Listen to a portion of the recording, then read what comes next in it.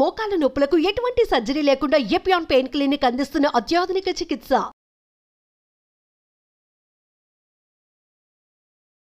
Cancer వస్తే ఇంత ఖర్చు అవుతుంది అంత ఖర్చు అవుతుంది అని చెప్పి మీరు ప్రీమియంలు కట్టండి, ఇన్సూరెన్సులు కట్టండి అని ఒకవైపు ప్రకటనలు చేస్తున్నారు రేడియోలో.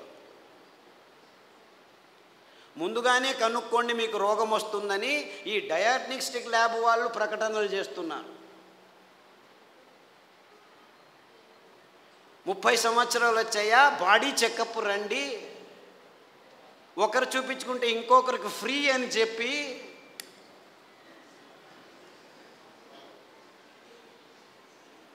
అంటే మీ భయాన్ని అమ్ముకునే ఈ భయంకరమైన సమాజాన్ని మనం నిర్మిస్తున్నామని మనకి ఎవ్వరికీ తలకపోవట్లేదు. దేవుడిచ్చింది అద్భుతమైన వైవిధ్యమయ పదార్థాలన్నింటినీ, దీనికి కారణం వాళ్ళు కాదు, నేను వాళ్ళని తిట్టడమే లేదు, అంతా మనం చేసుకున్న బుద్ధిమాంద్య పనులే.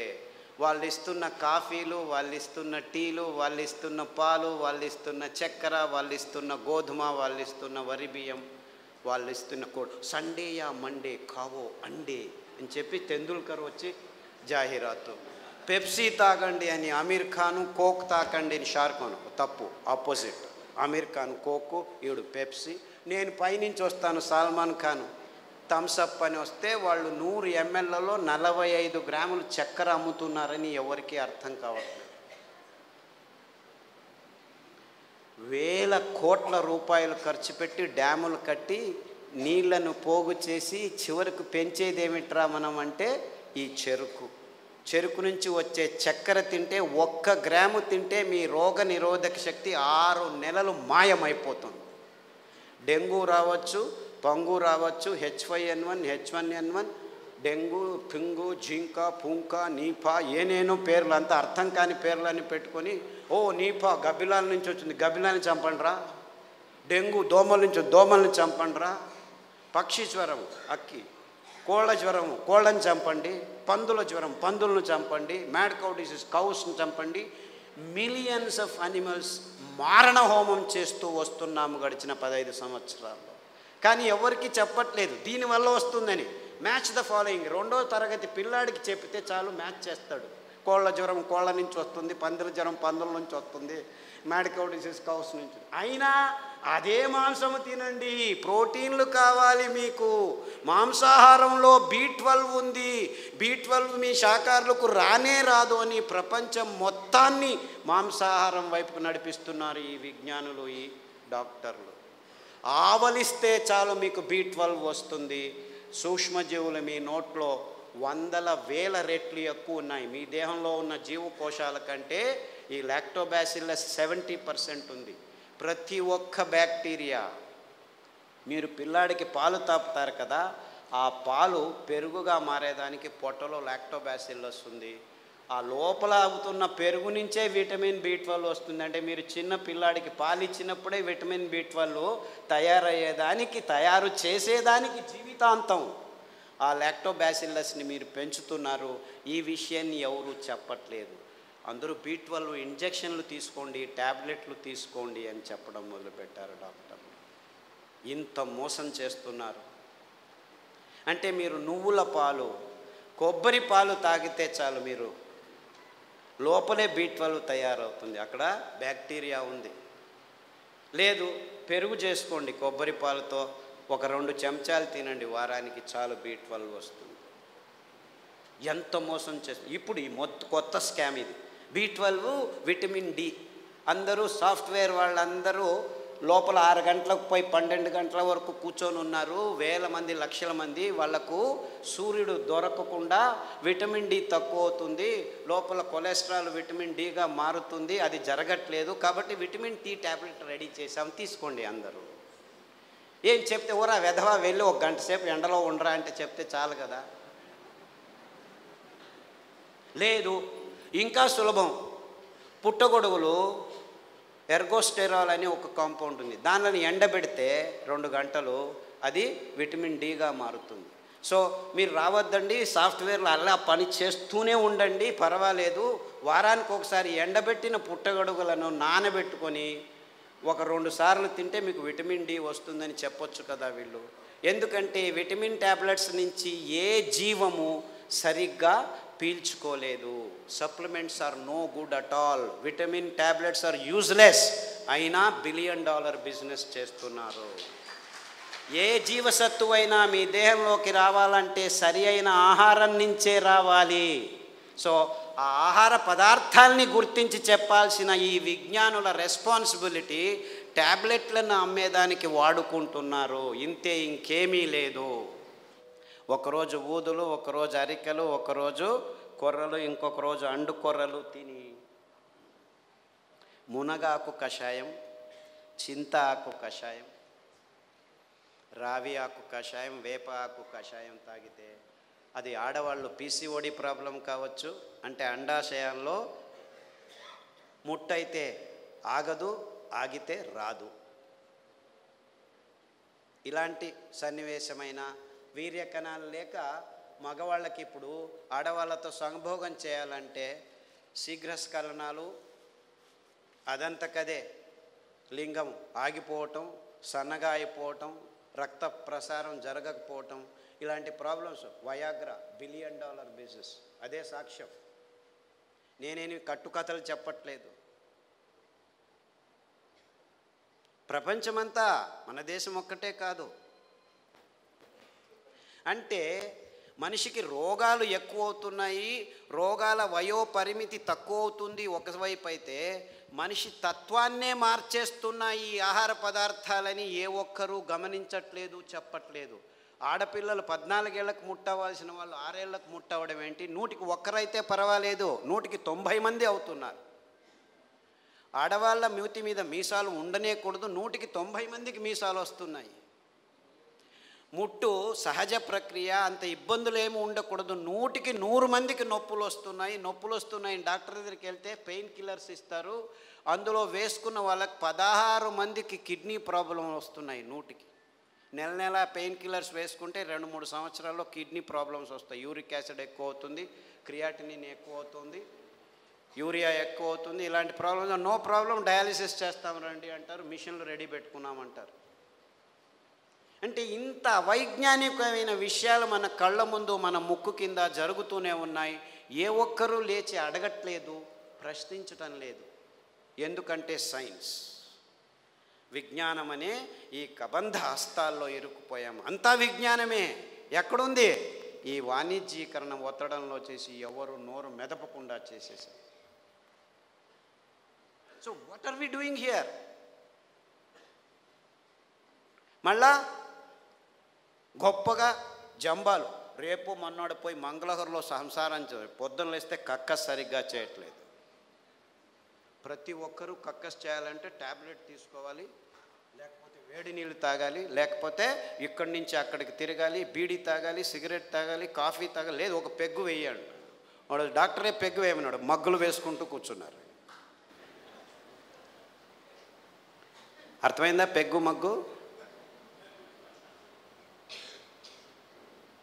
This is the nonsense that human race has been indulging in the last 30-40 years. And we are all claiming ourselves to be civilized, educated, and in scientific age. ఏమిట్రా సైన్స్? పొద్దున్న లేస్తే కక్కస్ చేయలేవు, రాత్రి వస్తే నిద్రపోలేవు.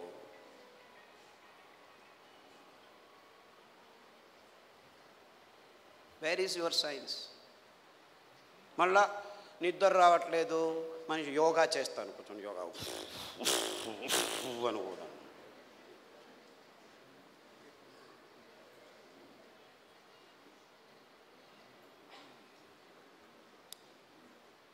ఏం చేయమంటావు?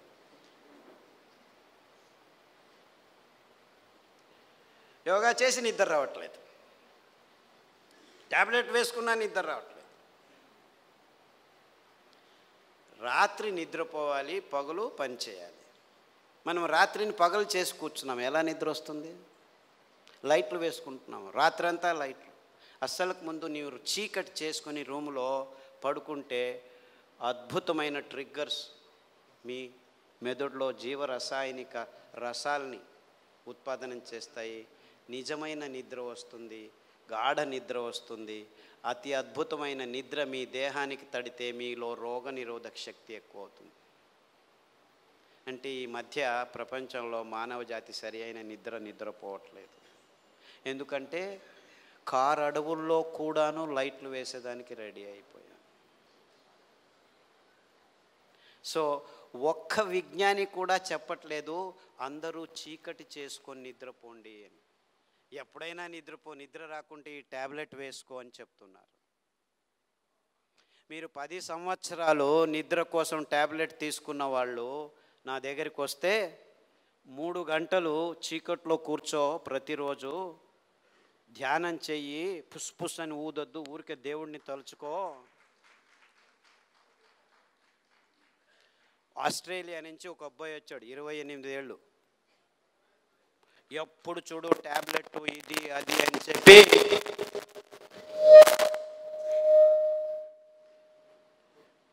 నరాలు వణుకుతూ నిద్ర లేక, నిద్రకు ట్యాబ్లెట్లు తీసుకుంటే నిద్ర రాక, చివరకు భోజనం చేసేదానికి వేళ్ళు వంగక అతి భయంకరమైన స్థితిలో వచ్చాడు.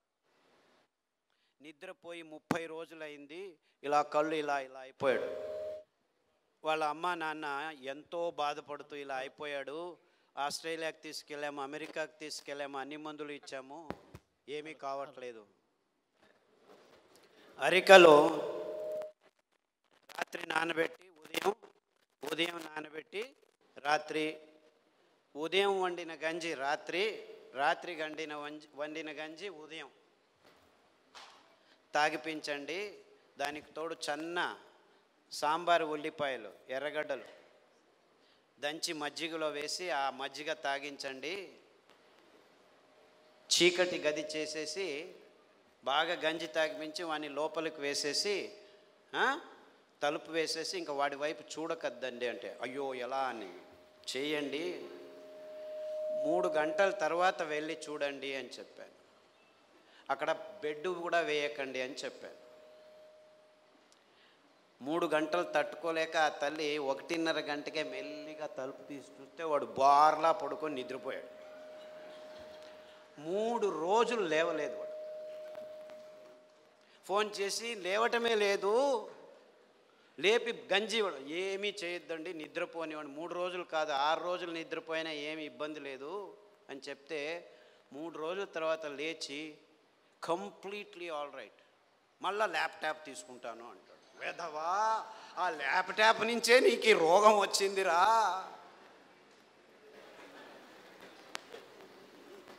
దాన్ని చూడొద్దు అని చెప్పి పంపించాను. ఇప్పటికి మళ్ళీ ఆస్ట్రేలియాకి వెళ్ళాడు. ప్రతిదినం రోజు రూమును చీకటి చేసుకొని పడుకుంటున్నాడు. సో ఎవరెవరికి నిద్రపోయేదానికి అది ఒక కారణం కావంటే ప్రతి 10 నిమిషాలకు లేచి ఉచ్చలు పోసేదానికి రెడీ అయిపోతున్నారు అందరూ. 25 సంవత్సరాల పిల్లలు కూడాను 2 గంటలకు ఒకసారి లేచేది, ఉచ్చలు పోసేది, వచ్చేది. అందుకే అటాచ్డ్ బాత్రూమ్లు ఎక్కువైపోయాయి మనకు. ఎవరైనా ఆలోచించే బెడ్రూమ్లో ఏముంటాయి ఆ టాయిలెట్లు? నాకు అర్థం కాదు. బెడ్రూమ్లో టాయిలెట్టా? ఎవరైనా ఆలోచిస్తున్నారా? నిద్రపోయే చోట ఏమిటాయా కక్కస్ చేసేది? నాకు అర్థం కాదు. The whole world has not asked this question till today. Attached bathroom ఇల్లు కట్టారా? ఎన్ని అటాచ్డ్ బాత్రూమ్? ప్రతి రూముకు బాత్రూమ్ కట్టారు. అంత కర్మ. అంటే ఒక్కరికి సరిగ్గా ఉచ్చలు పట్టుకునేదానికి శక్తి లేదనమాట. ఉచ్చలు వెంటనే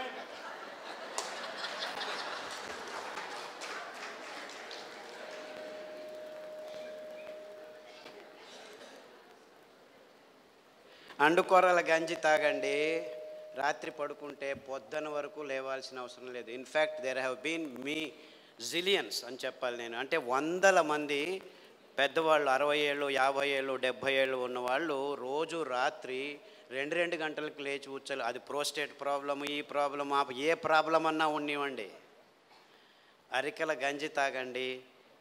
ఈ ఉల్లిపాయల కషాయం అంటే యాక్చువల్లీ గ్రీన్ ఆనియన్స్ అంటారు. అంటే ఆనియన్ వేస్తే పచ్చగా వస్తాయి. ఆ ఆనియన్, గ్రీన్ ఆనియన్ షాలెట్స్ అంటారు. దాని కషాయం తాగండి, రావి ఆకు కషాయం తాగండి, గరిక ఆకు కషాయం తాగండి, కొబ్బరి నూనె వేరుశనగ నూనె వారం వారం మార్చి తాగితే 6 రోజుల్లో మీరు పూర్తి శాంతంగా సమాధానంగా 10 గంటలకు పడుకుంటే 5 గంటల వరకు లేవాల్సిన అవసరం లేదు. ఎవరైనా సరే, చిన్నపిల్లాడైనా సరే, పెద్దవాళ్ళైనా సరే. అంటే సరిగ్గా నిద్రపోవటం కూడా మానవ జాతికి. 16 మంది ట్యాబ్లెట్ తీసుకుంటున్నారు, కానీ మిగిలిన వాళ్ళంతా ఈ సర్కస్లు ఏదో ఒకటి చేస్తున్నారు. చిన్నపిల్లల వరకు ఈ రోగాలు వచ్చేసాయి.